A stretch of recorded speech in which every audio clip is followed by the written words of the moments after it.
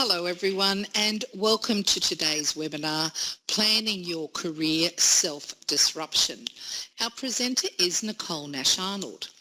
Nicole is a nursing career coach who helps great nurses transform into respected leaders. She shares her 15 years of experience in both senior and executive health leadership roles to germinate great leadership. Clinically, Nicole has over 10 years perioperative experience before moving into nurse educator and management roles. She has postgraduate qualifications in perioperative nursing and currently a master's in nursing. Nicole is a member of the International Coaches Federation. Nicole, welcome to the microphone. Thanks very much, Sue. I appreciate that. So today we're talking about career disruption. And how we can deviate from the more traditional paths and find opportunities that we don't necessarily see on seek.com.au or other obvious places in and around our world in healthcare today.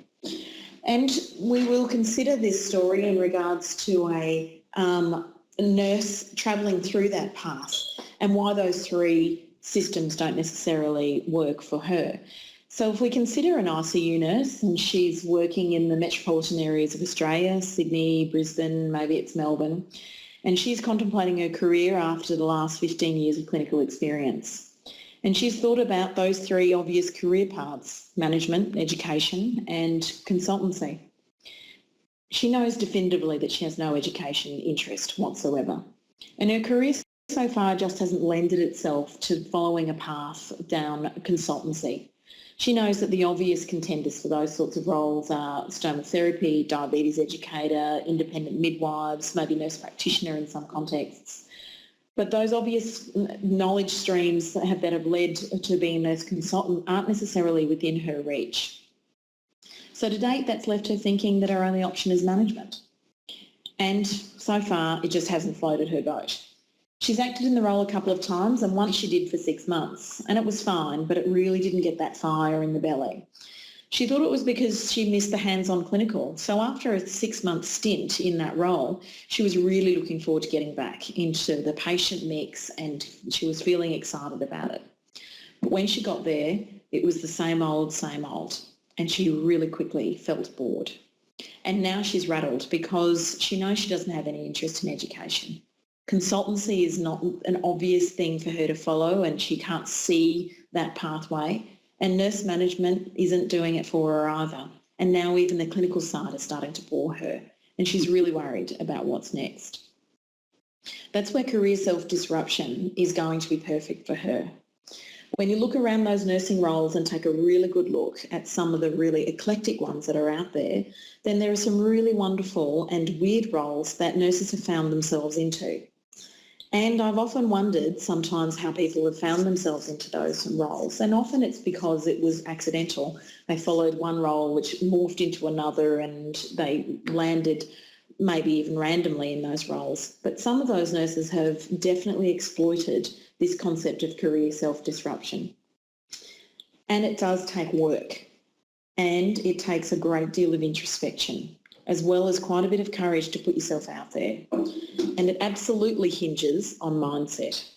This is not a simple path like nurse to team leader to nurse manager to nursing director. Rarely job is advertised, and career self-disruption is going to lead you. And it's definitely about making your own way in this healthcare world of ours. But at the end of that road, you are likely to find something that is perfectly suited to you that puts the fire in the belly. So first of all, the concept of career self-disruption is based on two kind of concepts out in the business world. And one of them is obviously disruptive innovation. And I think most of us have heard about that in the technology sphere at the moment. It came about 20 years ago when a guy called Clayton Christensen at Harvard came up with this idea and this theory about disruptive innovation. And it kind of follows the concept that it changes an industry, or it rides the wave of change in an industry.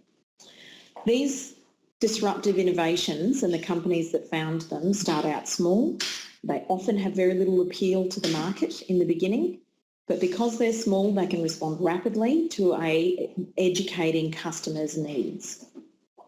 Usually these industries are overlooked by the big boys in town and the heavy hitters in the industry, but they do pose a real threat to status quo.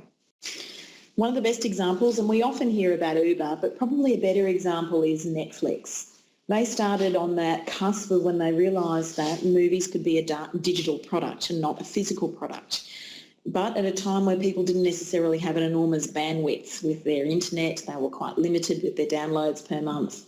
And initially people liked the concept of driving to Blockbuster and that instant gratification of finding the perfect movie for Friday night. People wanted to physically feel that product. And when they looked at Netflix, there wasn't a lot there to choose from. As the quality of Netflix improved, then so did the customer base started to put their toe in the water, and the company was nimble enough to respond to what customers wanted and get more and get better download solutions and better options in terms of TV, movies, and they grew and they expanded and they evolved as the customers expressed what they wanted. Netflix rapidly grew in popularity, and Blockbuster is all but gone now in the way that we used to know it.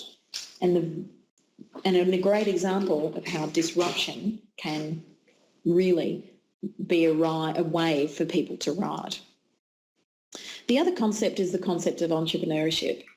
Henry Ford, who founded the Ford Motor Company, said if he'd asked people what they wanted, they would have said faster horses. And in this way, career self-disruption is about being an entrepreneur, but within an organisation. And a few years ago, the concept of the intrapreneur was founded.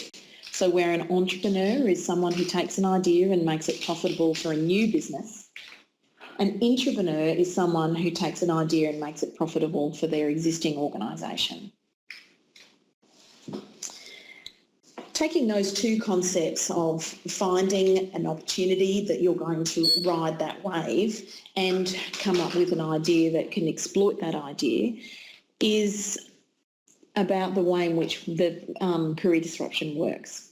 And it's essentially a 4-step process in the way that you find your niche. It is very much about you specialising a very niche area of your career.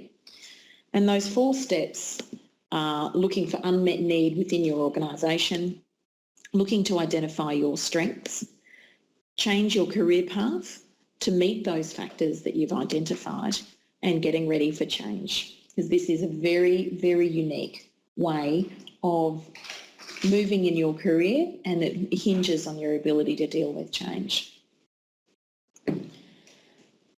So when we take a look at targeting unmet need, when you're looking for unmet need, then you need to take a bit of an environmental scan of either the healthcare sector as a whole or more locally. But either way, you're looking for the pain points in this world of healthcare that we're in. And when you find that pain point, then it's about working out the solution to resolve that pain point. So when we take a look at healthcare in Australia, there are some definite pain points and some real issues that are going to be increasingly trending as we move forward in the healthcare sector. Definitely the growth in chronic disease is a problem that we've not faced in 50 years ago. The growth in the ageing population. As the baby boomers hit their old part of their adulthood, then their needs are going to be vastly different than what they were. There is a definitive stability, if not a decline, in Australians needing acute care services. So post-war, the shining beacons of acute care health that we built to resolve single disease problems like the 40-year-old man with appendicitis or lots of single-minded ways in which we thought about healthcare now are not as relevant as they once were. With chronic disease coupled with ageing and those appendicitis and single disease processes that are happening, then the changes in our community needs are marked. And there is a rapid growth in demand for primary health care, a growth in need for community care and for health care. There's also a declining workforce. we are going to have a much greater need on the training pipeline for nurses and possibly for remaining reliance on international recruitment. Our models of care are changing in the way in which they are funded, and our models of care are changing in the way in which they are delivered at the coalface. And we are required to do more for less. Geographically, Australia's access to acute care, community care and home care is increasingly challenged, particularly in regional and remote areas. Those trends that are happening in our workforce are where the opportunity lies. And that's the way disruptive technology might work and where the innovation may lie. And it exploits those sleeping giants that lie within those trends that are happening within our workforce. It's a small niche that no one has met yet. So outside of healthcare, that's how Netflix worked. Before anyone had come up with the idea, Netflix saw an opportunity, even though it was a sleeping giant. When going out to the video store was status quo, and you'd never have thought to occur for you to ask for Netflix. But they saw that it was an opportunity and they exploited that opportunity. Now, many years on, no one would dream go out to actually drive to the Blockbuster to get a video. Then you just turn on your device and maybe it's Apple TV or Netflix or Stan or any number of the platforms, Foxtel, that are available, but certainly driving to get a movie is not one of the options that we would consider. And that unmet need was tapped through that niche. But perhaps thinking more as broadly as that, at the Australian healthcare level is too challenging to grasp where an unmet need is. And you can certainly apply that same principle to your particular niche area where you're working or your clinical specialty and look more locally. If you work in a public or private hospital in an acute care service, then the pain points are still ever present. Patient flow continues to be a major problem, particularly in public hospitals. Access block, where we're ramping ambulances, is something that features on our newspaper front pages more often than we would choose for it to happen. Theatre wait times also features prominently at the political level in our healthcare sector. Delayed discharge from us at the local level is a major problem, and that also managing length of stay so we can get patients out in a timely manner and make that bed available for another patient. Blocks to community care, which results in increasing lengths of stay, is also a major problem. And as our patients are more chronically unwell with ageing factors as well, then their length of stay is increasing. Yet we expect someone to come in with an appendix and be out in 1 or 2 days, but once they've got unstable diabetes and an episode of confusion and a whole raft of other things and a UTI and a fall that they've had, then all of a sudden they're in hospital for 58 days, then it radically changes the way in which we use our acute care service, and that is a major, major pain point for private and public hospitals, as well as budget blowouts, managing budgets and doing more for less.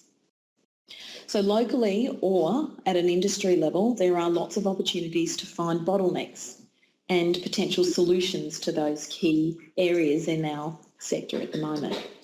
So if we take our ICU nurse who is disillusioned with her career and isn't too enthralled about the 3 traditional models of education, consultancy and management, then she's sitting here waiting for the career path to light its own way.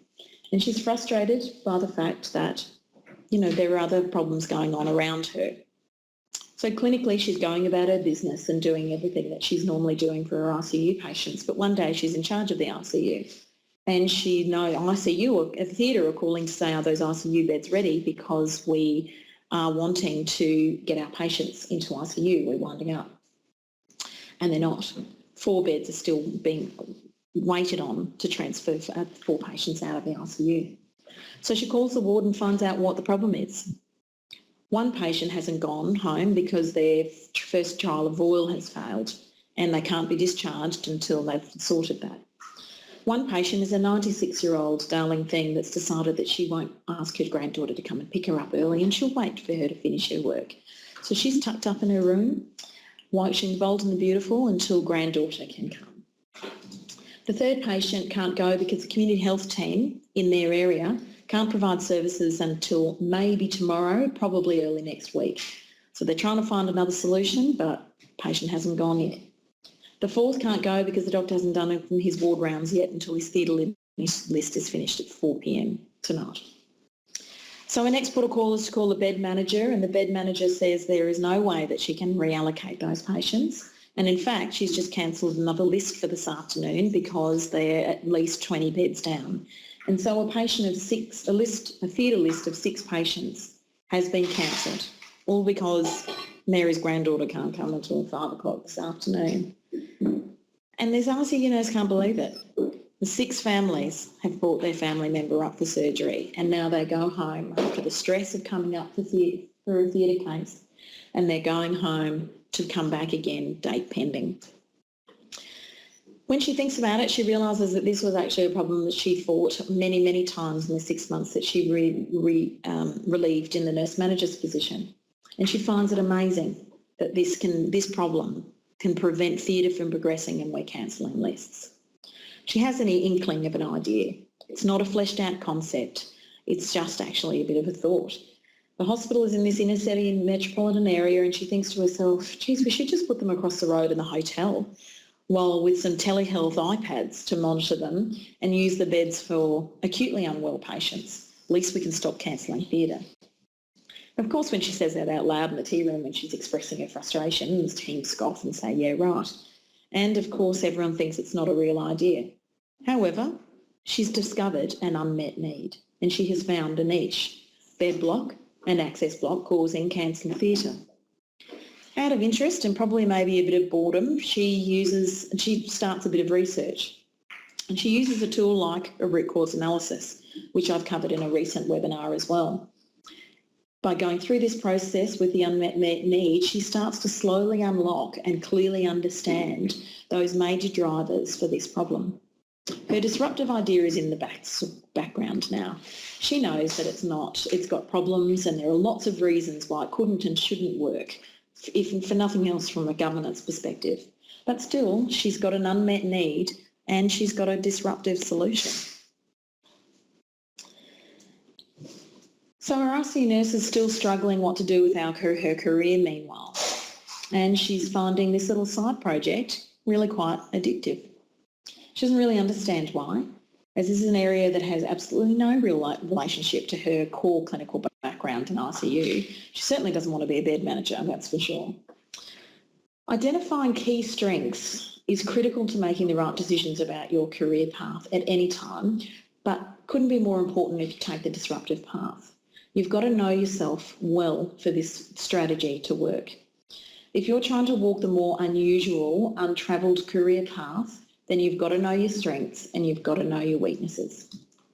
If you're a creative person, it's highly likely that you're not going to be great at detail and implementation and long-term, walking the long-term path. If you're a data-driven person that relies heavily on what history tells you and feels safe in decisions thanks to logic and benchmarking, then creativity and coming up with ideas and strategies is probably not going to suit you either.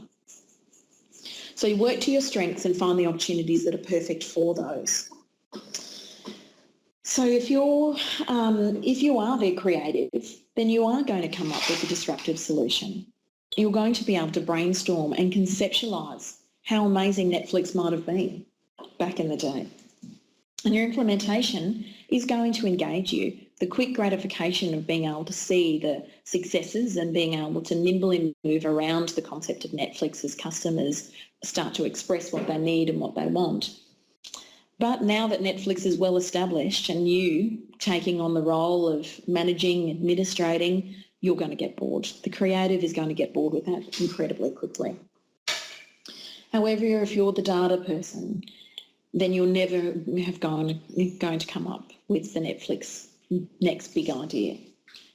And you're the person that will struggle maybe a bit with the implementation because there's no data, there's no benchmarking. This isn't the first time it's been done before, so you can't draw on what's gone before you to be able to make decisions. But administrating a Netflix, and once it started to get its legs and being able to be there to make decisions based on that data and be there for the long term, that is going to suit you. A little while ago I did a presentation on how to deal with difficult doctors, and in that webinar it explores personality types and their key strengths. It's worth taking a look at this in this context about identifying your key strengths. Even though it's about dealing with different doctors, it does explore the brain dominance types, and you probably will get an intuitive sense after listening to that in the 4 brain dominance types about where you might sit and what that means for your career and what sort of jobs are useful and applicable and perfect for you. The other thing to do is a personal SWOT analysis. It's just 4 boxes where you brainstorm in each box what your strengths, weaknesses, opportunities and threats are. The other tool that can be really useful is the MPS tool. It's the meaning, pleasure and strengths tool. And this is where you get to ask yourself 3 important questions. What gives me meaning? What gives me pleasure? And what are my strengths? These questions work really well when you take the time to truly think, reflect and introspect. It does take some real honesty, and it does take you to really understand your values, which you've probably never taken the time to really language before. Working with an organisation that isn't aligned with your values, for example, gives rise to frustration and malcontent, and you start to disconnect, and it does cause a grind against who you are. Organisations that are making decisions that are right for their values have the right to do how they wish for the organisation. But if that grinds on who you are as a person, then you're simply in the wrong organisation. There's no growth and there's no opportunity there, and you absolutely need to be on their bus, or you can't take the organisation in the direction that they're going. It's just too big a gap. After listening to the answers to those 3 questions, then you start to flesh where the overlaps are. If teaching gives you meaning and seeing your students' success gives you pleasure, and your strengths are the ability to break down pieces of information into small chunks, then clearly there is a career opportunity for you with professional development or education. Our RCU nurse does this exercise, and she asks herself, what gives me meaning, what gives me pleasure, and what are my strengths? She discovers that what gives her meaning is accomplishing goals and outcomes, particularly for patients. She likes to take calculated risks to accomplish those goals. She enjoys the feedback when she gets from patients that they are happy with their care and that they come very, very close to death sometimes, and that thanks to her care and the team in ICU, she turns them around and they go to the ward to continue living their life. She loves that. She thrives on finding solutions to difficult problems, as most ICU and critical care nurses are. Her strengths are being organised, sequential, planned and detailed. That particular person is motivated by accomplishment and are perfectly aligned to project managing. Our RCU nurse doesn't necessarily know this yet, but from us watching from the sidelines, we can start to see how this idea of hers is starting to take shape in her mind is actually perfectly aligned for someone who is excellent at project managing solutions. It's clear now that education and management were never going to be for her. They are both the slow bake before you get any sense of real accomplishment and before you get any sense of real gratification from the process. Consultancy actually would suit her because it does require the quicker gratification, and there is a direct link between what you do as an individual and the outcomes that you can deliver. It just means that our RCU nurse needs to spend some time working out how to exploit her expertise into a consultancy role. And there are certainly many roles, particularly in the UK model, where ICU nurses act in consultancy roles. Here in Australia, there are ICU nurses who have exploited their knowledge and formed their own businesses, where they deliver ICU in the home, for example. But for now, slowly but surely, our ICU nurse idea and concept of a project is beginning to take shape. And it does couple nicely with her strengths. So we've moved through the first 2 phases of her career disruptive process. Intuitively, when we think about careers, we think about them as linear things. And we start as registered nurses and we move into a clinical nurse role, and the obvious next step is a leadership role such as a nurse manager, then assistant director of nursing and so on. And it happens sequentially. And actually you could almost time it sequentially and in a linear way as well. But the truth is, being sucked along in that corporate tube isn't always the right path, and taking time to truly know what your right path is may mean taking some sideways or even backward step to get into that path that's right for you.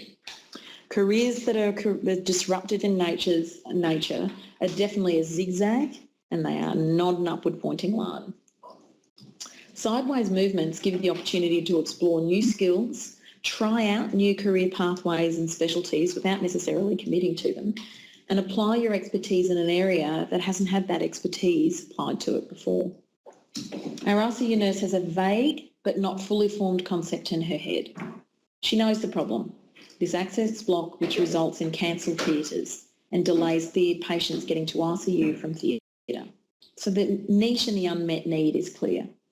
Her idea of moving patients into a hotel managed by telehealth keeps coming up into her head. She knows that there are considerable governance issues around that concept, but presently she has a cheaper solution that's scalable for different patient types. Like all disruptive ideas, most people in the beginning think it's a bad idea and can't see how it could possibly work. Let's just continue with what we know and what is safe. But she can see real merit in the fact that these otherwise self-caring patients could be nursed in a new and innovative way while availing the beds for the patients who have a greater need. But she acknowledges that her understanding of bed management and discharge planning is not part of her skill set. She knows that an ICU nurse, she is many steps away in the patient's journey to discharge, let alone understanding how community and home care work. How is that funded? How is that managed? How do patients access that?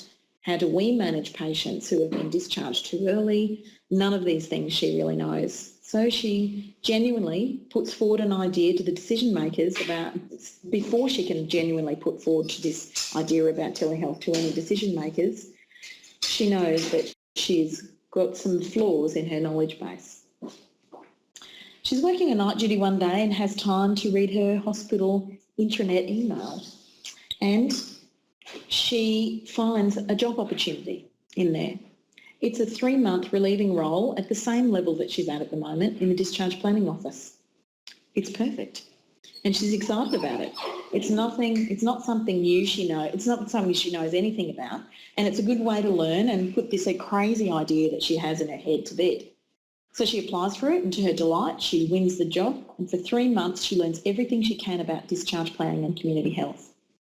A month after she returns to RCU, she talks to her nurse manager and expresses an interest in doing some after-hours coordinating shift.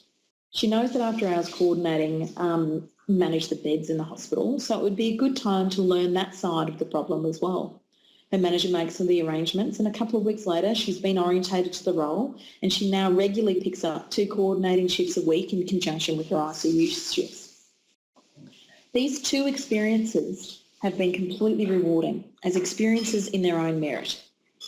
But she's also had the opportunity to learn an enormous amount about the rest of the hospital, how it works, the pressures of other departments that she's actually never really considered before. She's made new connections with managers and superiors she'd really not had much to do with in the past, and been to meetings, learnt new concepts she thought couldn't be further from what she needed to know.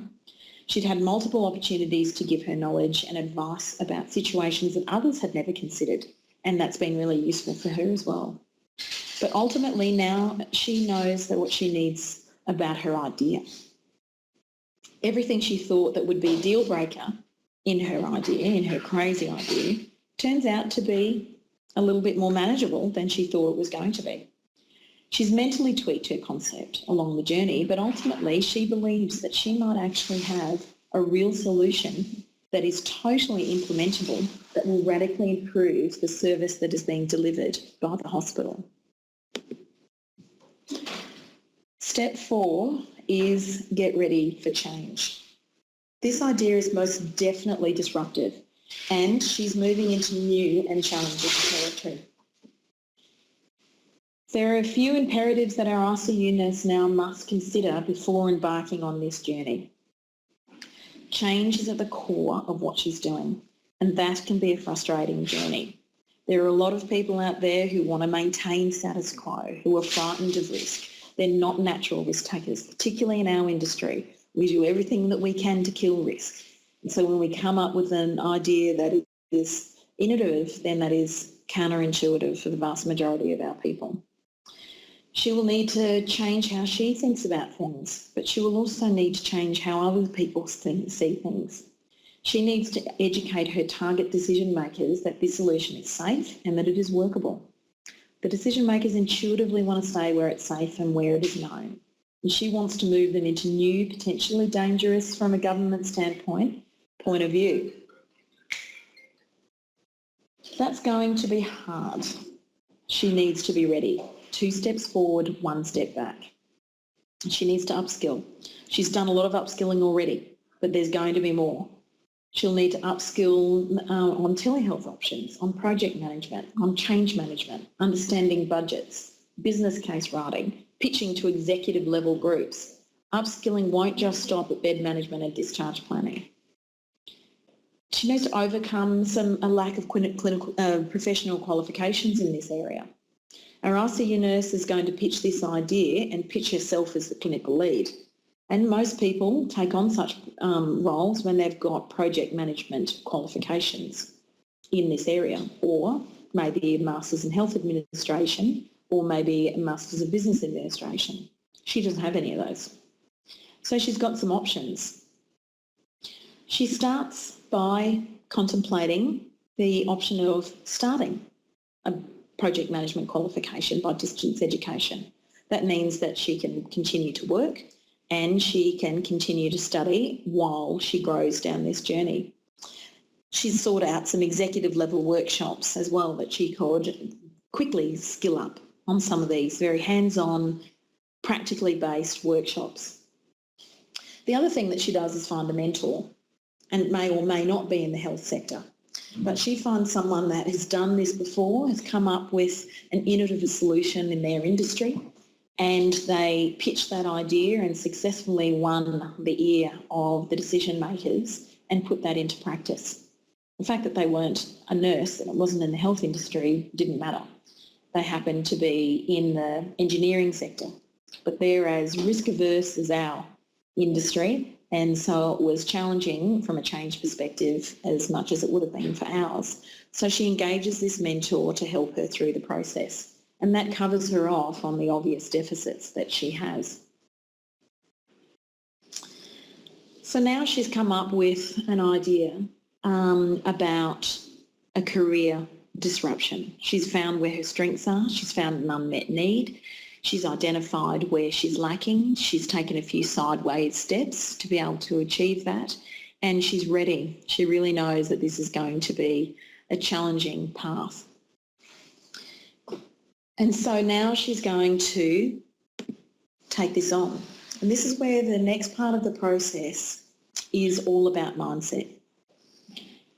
There's a 2007, a renowned psychologist by the name of Carol Dweck wrote a book called Mindset. And her premise was that it's not intelligence and it's not talent and it's actually not education that makes the difference in how people succeed in what they're doing. In fact, it's mindset. It's how they approach challenges. A fixed mindset holds you back, and a growth mindset helps you reach goals. Our RCU nurse could have taken a very fixed mindset. Those 3 options that are out there could have been considered the only 3 that were available to her. And she didn't like what was on the menu, so she sat out. Her growth mindset instead saw her exposed to new skills, new niches, new opportunities, and she's on her way to reaching success. A fixed mindset is the belief that your intelligence and talent and opportunities are set and that you can't change them. The world has what it has to offer without the opportunities for any innovation. Often people with a fixed mindset feel that they aren't smart enough or talented enough to make a difference or achieve their goals. They stay in the zone where they are safe and where they acknowledged for their expertise. Those with a growth mindset believe that you reach goals through perseverance and determination. Through that and the new experiences that come with it, you develop new skills, new talents, and Dweck believes even your intelligence grows. Those with a growth mindset use mistakes as opportunities to enjoy the process of learning, and they often are committed to the concept of being lifelong learners. It is here that the concept of neuroplasticity was born. So there are a few steps to ensuring that your mindset is in the right place. And the first step is to listen to yourself. When our ICU nurse has the inklings of her idea in the beginning, she listened to herself and recognised that she didn't possess the skills or knowledge that she needed. But that wasn't a barrier for her. Understanding that she didn't have what she took at this particular moment wasn't a deal breaker. She recognised it and looked for an opportunity to rectify that.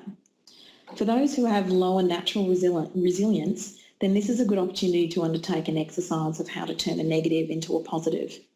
Cognitive restructuring is an excellent way of really taking an objective look at your thoughts and discovering whether they are real or whether they are perceived. Again, I've recently done a webinar on how to turn a negative into a positive and build on that resilience. But ultimately, listening to yourself and hearing what the head, heart and gut are telling you and not let the gut dress itself up as actual fear is an important part of having the growth mindset and ridding yourself of the fixed mindset and seeing opportunities where they may not necessarily be there. Everyone around you will probably provide you with stalls, excuses and objections to your idea. Some of those will be genuine and some of those will be from a place of fear, wanting to maintain the status quo. When you recognise you have a choice on whether to take that on board or do something else, then that empowers your growth mindset and diminishes your fixed mindset. The fixed mindset sees those stalls, excuses and objections as setbacks and reasons to stop. The growth mindset sees these as a place of where to start, and that's where the growth is and where to develop the action plan. The third part is to challenge your fixed mindset. There will be times when you feel like you're standing on the precipice of everything you don't know. Your inner voice is telling you that you don't know, that you can't, that you shouldn't, it's too risky, you're a fraud, you don't know enough, and you're out of your league here.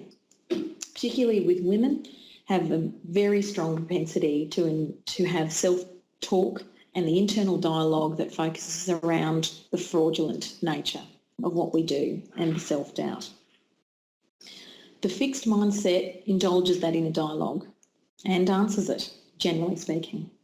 The growth mindset sees that there is an improvement and that practice and experience, and it will drive them to forge ahead.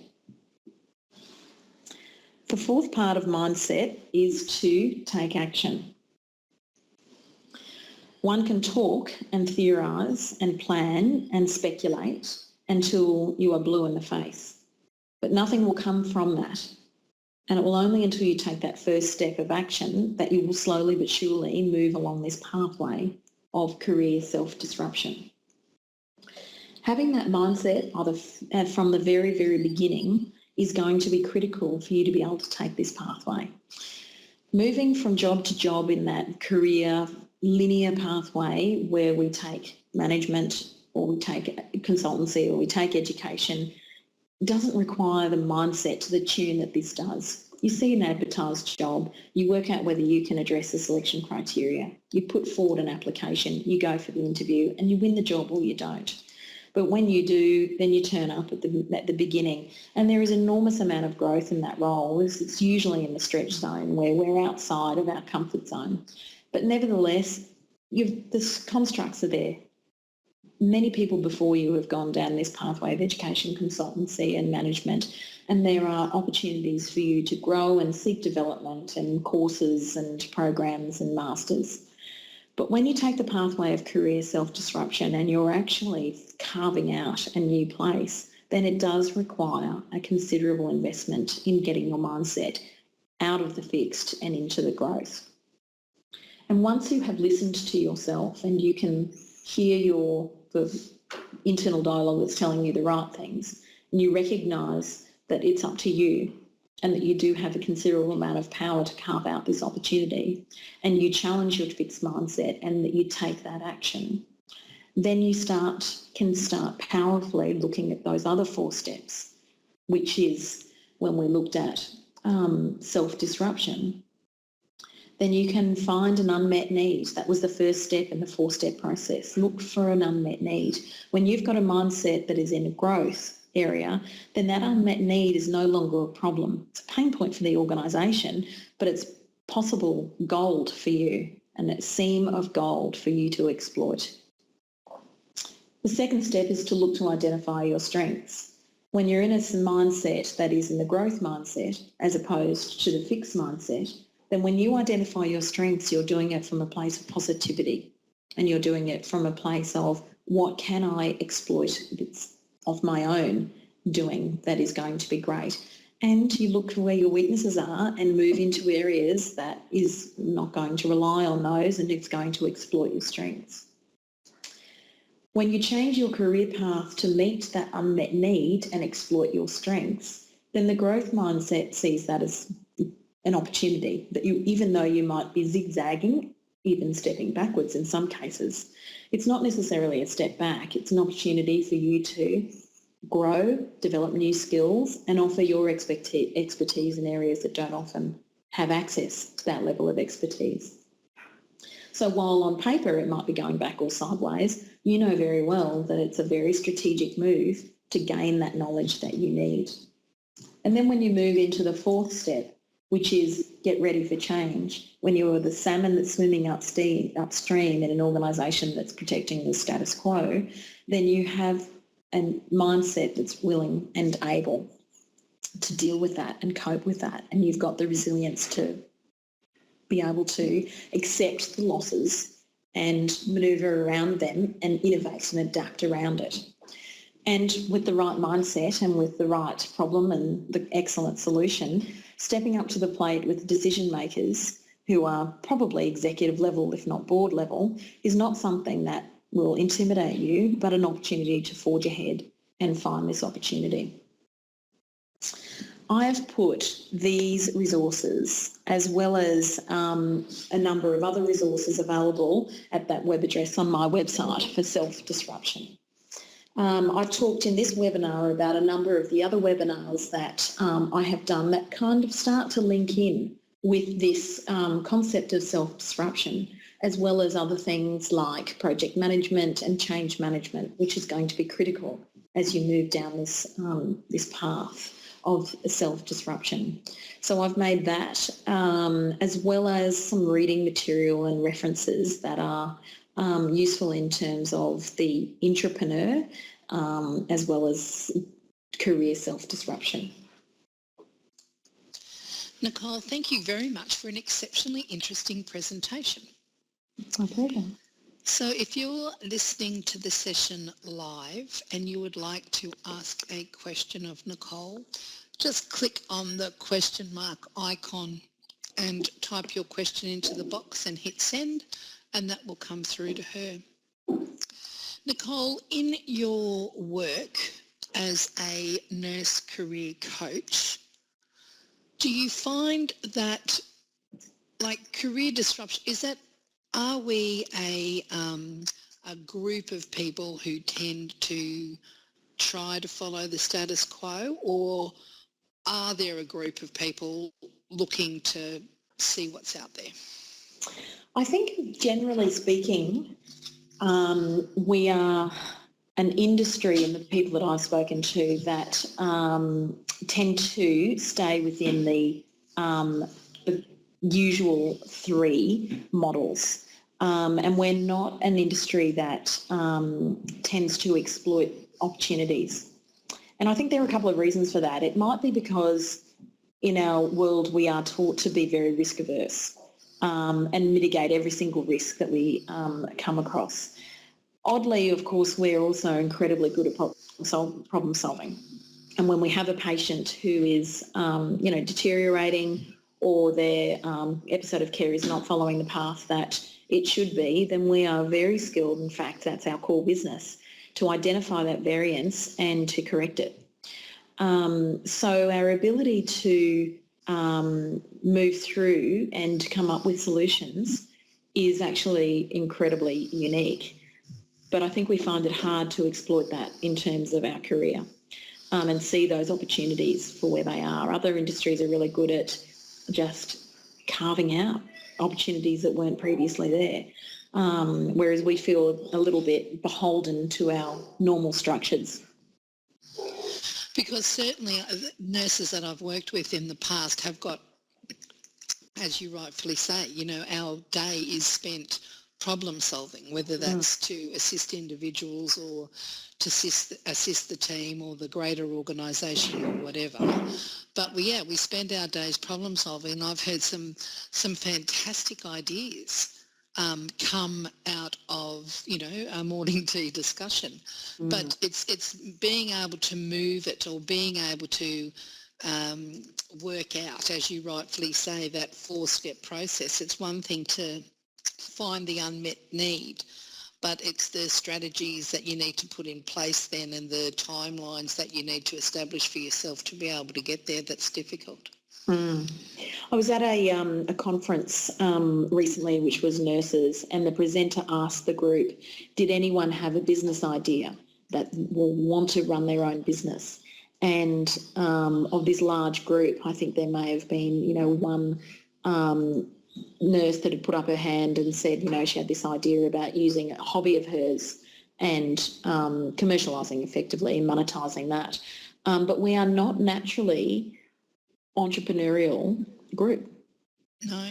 But what we are entrepreneurial, in that we come up with great ideas all of the time, but there isn't a great desire to go out, get a business name, get a business licence, put, a large sum of money down and run that ourselves. Yeah. That's where the great opportunities are, is that we come up with good ideas and we use the existing organisation as a vehicle to exploit that. And they can, they take the risk in a lot of the sense, but they get an enormous amount of benefit from those ideas that nurses have. And it's not necessarily ideas, it's actually the solutions. We are expert at coming up with solutions. Exactly, that's why continuous quality improvement exists. Absolutely. But the people that are running organisations are, if we talk about the brain dominance, then they're the ones that are data-driven, they're in it for the long term, they, go by benchmarking and safety. They're not the ones that can come up with those solutions. They just don't have the brain dominance, the right area of the brain dominance. That's what we can provide, and we just need to put up our hand and say, I think we should do this. Certainly. And as Nicole said there, she has provided a number of previous webinars that are available on the website that talks you through from, presenting a business case. I see a question there, Sue. Oh, see, you see the question, I didn't, so I apologise. Please go ahead. Can you pull at the point the fixed mindset obstacles that we tell ourselves again? The fixed mindset obstacles that we tell ourselves are usually the internal dialogue about how we can't do it, we shouldn't do it, it's too risky, that you're a fraud, that you don't know enough, and that we're out of our league here. These are the sort of, self-talk and the internal dialogue that keeps us in the fixed mindset as opposed to the growth mindset. And part of moving yourself out of that is listen to yourself. If they're the doubts, then when the internal dialogue says you're out of your league, then it's about actually looking at that and saying, well, am I? For our ICU nurse, she actually realised there was a time she was out of her league. She was so far removed from the discharge process, she had no idea about community and didn't know anything about bed management. So she fixed it. And on the flip side of that, when the self-dialogue came up and said, you're out of your league here, she thought, well, no, I'm working through it. I've got this and there's still more to go, but I've got my mentor, I'm getting my qualification, and I'm working through what I don't know. So those sort of things, those thoughts pull you back into the fixed mindset, but you've got to listen to yourself and counter them. Does that answer your question, Stephanie? Okay. Nicole, I thank you for a very interesting presentation. My pleasure. To everyone who is listening, I wish you an absolutely exceptional day, and I recommend a visit to Nurse Manager HQ to see the plethora of other resources that Nicole has available to nurses. Have a fabulous day, and I look forward to seeing you at another webinar very soon. Goodbye.